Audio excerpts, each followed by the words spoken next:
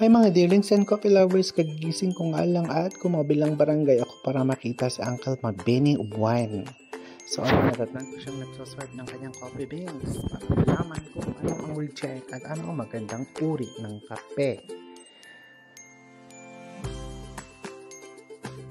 Tuwang-tuwa siya. Yung pinakialaman ko na naman yung nasa loob. Nagpapalamig pala siya ng kanyang nilutong coffee beans. So, sino nga ba si Magbenny Ubuan? Paano siya nakilalang ama ng Robusta Coffee? At paano natuklasan ang Sigay Ilocos Sur na best Robusta at producer ng masasarap na kape? Ayan nga, at nagkape na muna ako.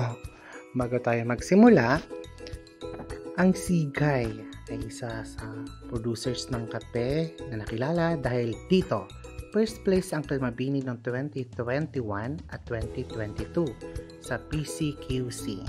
Naging second place siya noong 2023 at tuloy-tuloy pa rin kanyang pananalo hanggang ngayon. Kung makikita nyo ang logo na yan, may mukha siya dyan. Siya po yang nasa logo na yan.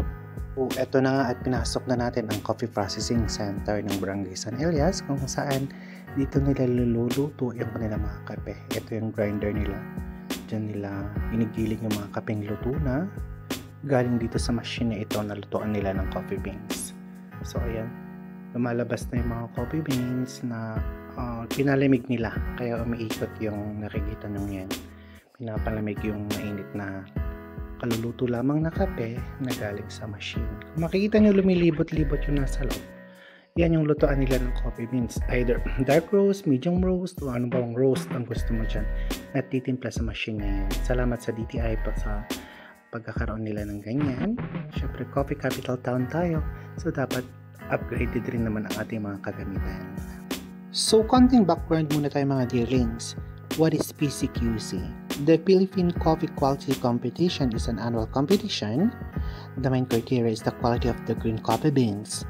The coffee beans are roasted and cupped. For example, the qualities of the coffee, flavor, acidity, sweetness, are assessed following a standard protocol.